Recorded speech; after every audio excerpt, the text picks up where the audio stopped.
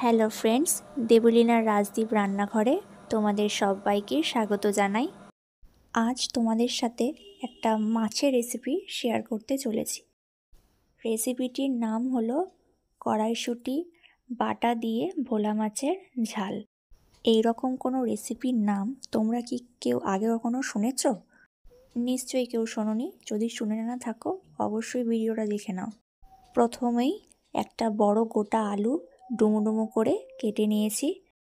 এবারে মাছের গায়ে নুন আর হলুদ গুঁড়ো মাখিয়ে মাছগুলোকে একটা একটা করে সর্ষের তেলে ভেজে নিচ্ছি। মাছগুলো ভাজা হয়ে গেলে একটা থালায় তুলে রেখে এবার মিক্সিতে দুটো গোটা পেঁয়াজ, 6 কোয়া রসুন ও কড়াইশুঁটি দিয়ে পেস্ট বানিয়ে নিয়েছি। আচ্ছা, এবার তোমরা বলো তো যে এগুলো কি? এগুলো কিন্তু মাছের ডিম নয়, আর এগুলোকে কি বলে আমিও জানি না। যদি তোমরা জানো তো অবশ্যই কমেন্টে জানিও। এবারে মাছ ভাজার ওই তেলে সাদা গোটা জিরে ফোড়ন দিয়েছি।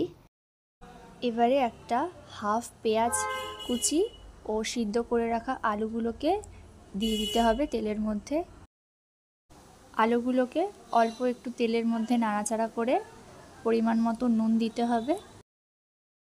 এবার মাছের থেকে যে লম্বা লম্বা ডিমের মতো বেরিয়েছিল ওগুলো তেলে ছেড়ে দিতে হবে ও আলুর সাথে ভাজতে হবে। ভাজা হয়ে গেলে হাফ চামচি হলুদ গুঁড়ো দিয়ে আবার ভালোভাবে নাড়তে হবে।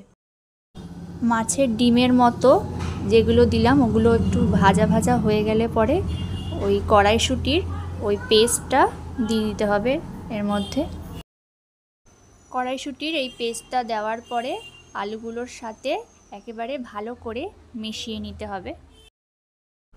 ভালো করে মিশিয়ে নিয়ে এর মধ্যে 1 চামচ জিরে গুঁড়ো, 1 চামচ লঙ্কার গুঁড়ো, আর এখানে যারা ঝাল খেতে পারো না তারা কম দেবে বা অ্যাভয়েড করবে, ও 1 চামচ ধনে গুঁড়ো অ্যাড করতে হবে। এই মশলাগুলো ভালো করে আলুর সাথে মিশিয়ে চিনি অ্যাড করতে হবে। আমি এখানে চিনি অ্যাড করিনি, তার বদলে বাতাসা দিয়েছি।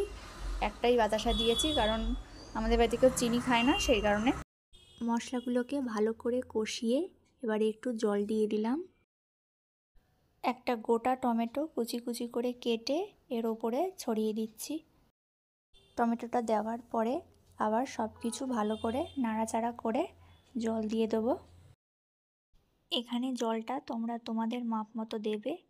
আমি এখানে মোটামুটি আন্দাজ মতো জল দিয়েছি, কিন্তু আমার মনে হয় এটা যেহেতু মাছের ঝাল হবে তাই বেশি জল না দেওয়াই ভালো। জল দেওয়ার পরে এখানে স্বাদ মতো নুন ছড়িয়ে দিচ্ছি।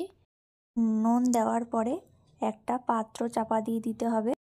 এবার মাছের ঝোলটা ফুটলে পরে ভেজে রাখা মাছগুলো এক এক করে দিয়ে দিতে হবে ঝোলের মধ্যে।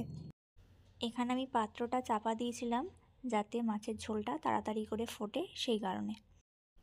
ভাজা মাছগুলো ঝোলের মধ্যে দেওয়া হয়ে গেলে ধনেপাতা কুচি ওপর থেকে ছড়িয়ে দিতে হবে।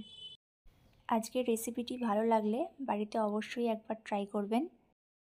আজকের রেসিপিটি ভালো লাগলে অবশ্যই লাইক, শেয়ার এবং কমেন্ট করতে একদম ভুলবেন না, এবং সাবস্ক্রাইব করে পাশে থাকবেন। আজকের ভিডিওটি এখানেই শেষ করছি। দেখা হবে পরের দিন অন্য কোনো নতুন রেসিপি নিয়ে। তো আজকের মতো টাটা, বাই বাই।